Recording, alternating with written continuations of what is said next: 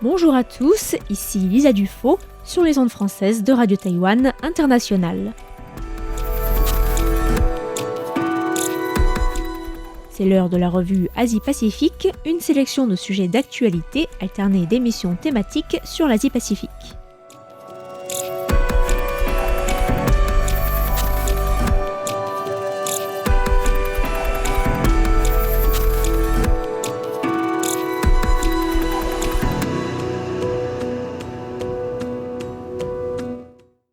Bonjour à tous et bienvenue dans la revue Asie-Pacifique de cette semaine. Dans la revue de presse de ce mardi 3 octobre, je vous propose de revenir tout d'abord sur la bataille politique qui se livre en ce moment au sein du Parlement du Vanuatu entre le gouvernement de Satu Kilman et l'opposition.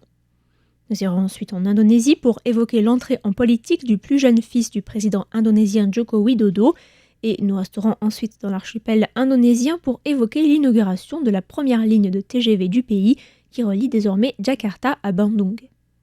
Nous reviendrons ensuite sur un communiqué du Haut Commissariat aux droits de l'homme de l'ONU qui alerte sur le risque d'assimilation que présente l'expansion du système de pensionnat d'État dans la région autonome ouïghour du Xinjiang.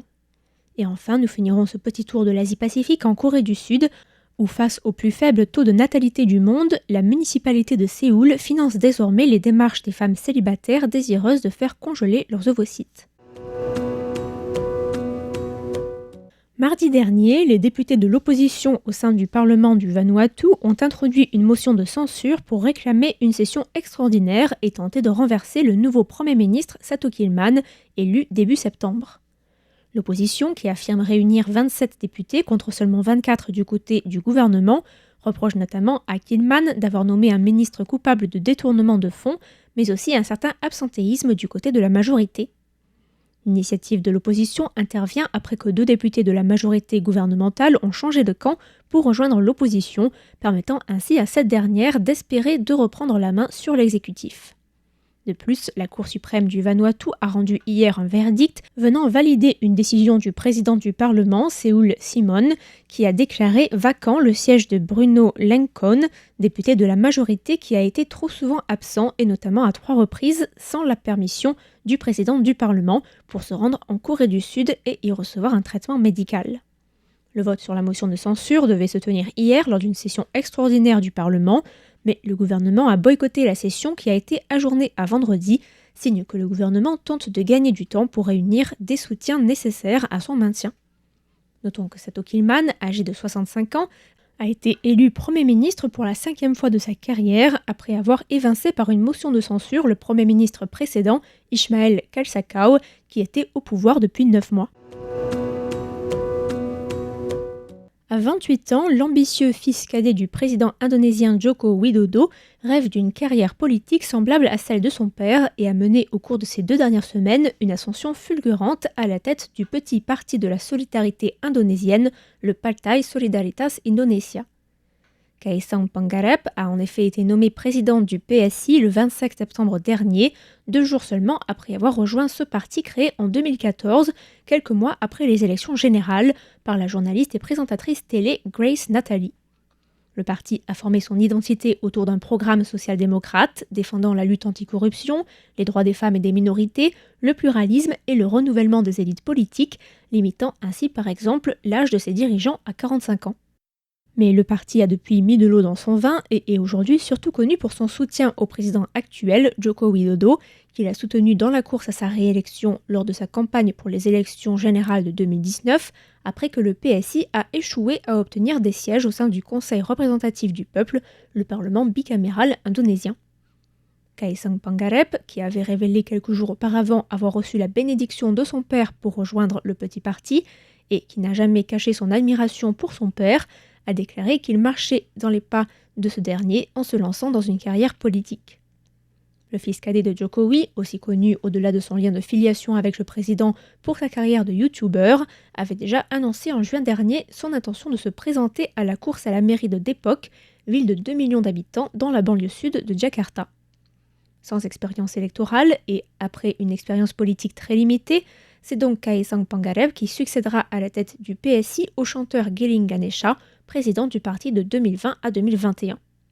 Certains observateurs estiment que sa nomination à la tête du parti pourrait avantager le PSI et lui permettre de surfer sur la popularité du président Jokowi, qui est en train d'achever son deuxième et dernier mandat dans l'attente des élections générales prévues le 14 février 2024.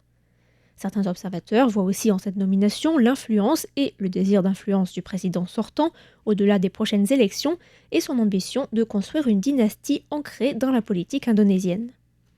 En effet, son autre fils, Gibran Rakabuming, est l'actuel maire de Surakarta, aussi connu sous le nom de Solo, dans le centre de Java, ville dont Jokowi a lui-même été maire pendant 2 mandats, avant d'être élu gouverneur de Jakarta puis président de l'archipel.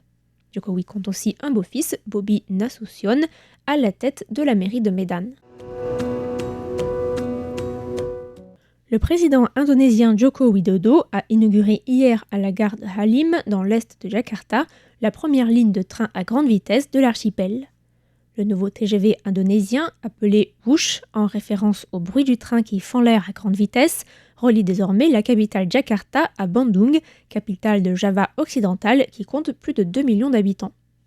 Le ministère des Transports a accordé sa licence d'exploitation au TGV Wush mardi dernier, après que ce dernier a passé avec succès tous les tests nécessaires pour débuter ses opérations commerciales. Le TGV indonésien permet désormais à plus de 600 passagers de faire les 142 km qui séparent Jakarta de Bandung en seulement 45 minutes, avec une vitesse de pointe de 300 km/h. C'est l'aboutissement d'un projet de 7 millions de dollars américains qui est le fruit d'une coopération entre la Chine et l'Indonésie à travers PT KCIC, une joint venture entre 4 entreprises d'État indonésiennes et l'entreprise chinoise Railway International Company, un projet qui fait partie de l'initiative chinoise des nouvelles routes de la soie, politique phare du président chinois Xi Jinping. Cité par le quotidien indonésien Tempo, le ministre coordinateur des affaires maritimes et de l'investissement, Luhut Binsar Panjaitan, a indiqué que le TGV serait gratuit jusqu'à la mi-octobre afin d'encourager les citoyens à se déplacer en transport en commun et à éviter ainsi la voiture individuelle afin de réduire les émissions de CO2. Le Haut-Commissariat aux droits de l'homme des Nations Unies a publié un communiqué mardi dernier sur les séparations forcées d'enfants ouïghours de leurs parents et sur la politique linguistique appliquée dans la province autonome du Xinjiang, une politique qui tend, selon l'agence onusienne, à aboutir à l'assimilation forcée de la jeune génération de cette minorité turcophone de confession musulmane. Le communiqué cite 3 rapporteurs spéciaux de l'ONU dans le domaine des minorités, des droits culturels et de l'éducation, qui se disent, je cite, « sérieusement préoccupés par les allégations d'une expansion significative du système de pensionnat géré par l'État, qui, selon l'agence, ne fournit pas l'éducation dans la langue maternelle des enfants et les sépare de leur famille et de leur communauté. » Les experts onusiens notent le faible usage, voire l'absence totale d'usage de la langue ouïghour comme langue d'enseignement, et insistent sur le risque d'assimilation culturelle et linguistique et sur la nature discriminatoire de la politique chinoise. Il est précisé que dans ces pensionnats, les enseignants peuvent être sanctionnés s'ils utilisent la langue ouïghour en dehors des cours réservés à l'apprentissage de la langue. Le communiqué poursuit en indiquant que les enfants envoyés dans ce type de pensionnat sont des enfants de parents exilés ou internés/détenus et qui sont ensuite traités, selon l'agence onusienne, comme des orphelins par les autorités chinoises. Et notez également le peu d'interaction entre les enfants et leurs familles pendant une large partie de leur jeunesse, un phénomène, je cite, qui mènera inévitablement à une perte de connexion avec leur famille et leur communauté et ébranlera leur lien avec leur identité culturelle, religieuse et linguistique. Le gouvernement de la municipalité de Séoul a annoncé dimanche qu'un programme qui consiste à financer les femmes célibataires désireuses de faire congeler leurs ovocytes avait été lancé le 1er septembre dernier.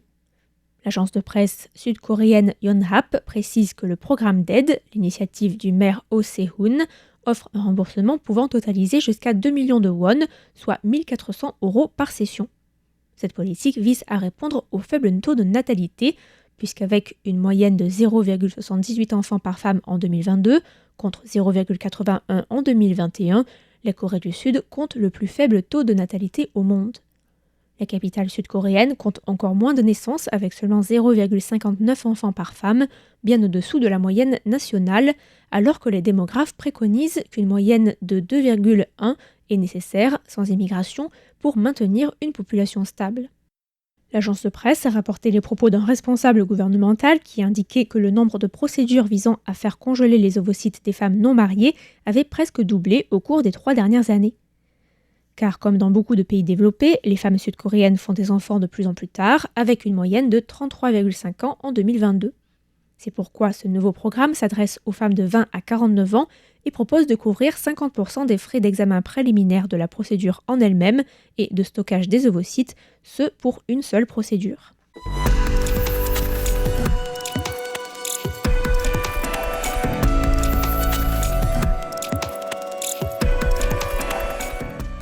C'était la revue Asie-Pacifique de cette semaine, présentée par Lisa Dufaux pour Radio Taïwan International. Merci pour votre écoute et à la semaine prochaine.